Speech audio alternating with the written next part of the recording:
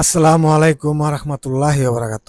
সম্মানিত হজরতগণ, আমি আজকে আপনাদের মধ্যে একটি মহাব্বতের পরীক্ষিত আধুনিক পদ্ধতিতে এ তদবিরটি করবেন ইনশাল্লাহ।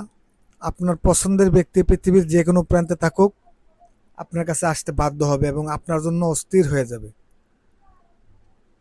আমি বেশি দেরি করব না, তদবির বলতেছি।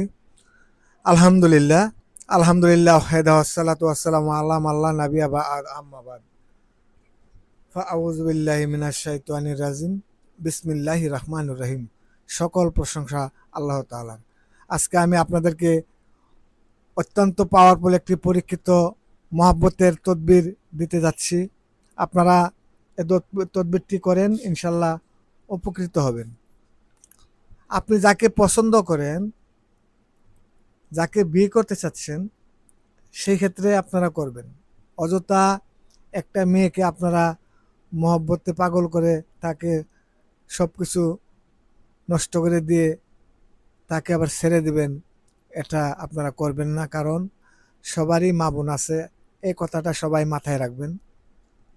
তো আজকে আমি আপনাদেরকে আপনাদের মনের আশা আকাঙ্ক্ষা পুরানোর জন্য আমি এই তদবিরটি দিতে চাচ্ছি। আপনারা সঠিক খালিস নিয়তে করবেন। যাকে পছন্দ করেন তাকে যদি আপনি বাধ্য করতে চান, তাকে আপনি বিয়ে করবেন।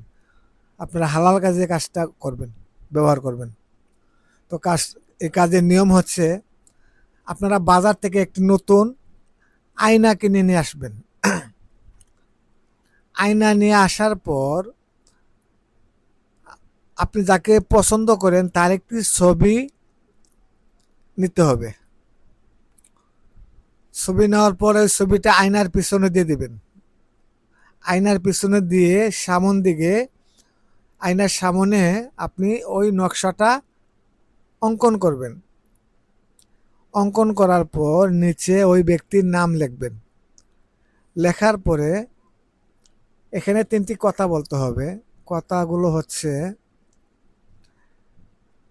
আলিফ বা রা, আলিফ বা রা, এভাবে 9 বার বলতে হবে। আলিফে আল্লাহ, বাদে বিসমিল্লাহ, রাতে রাহিম। আল্লাহ, তুমি এই 3টি হরফের পাওয়ারে এবং ওসিলায় আমার অমুক ব্যক্তি আমার কাছে হাজির করিয়া দাও। এই কথাটুকু বলবেন। বলার পর আপনারা এই আয়নাটাকে আপনার বালিশের নিচে রেখে দেবেন। 3 দিন পর দেখবেন আপনার জন্য ওই ব্যক্তি অস্থির হয়ে যাবে, অস্থির। খুবই পরীক্ষিত একটি তদবির, আপনারা করে দেখেন। আসসালামু আলাইকুম রহমতুল্লাহি ওয়া বারাকাতুহু।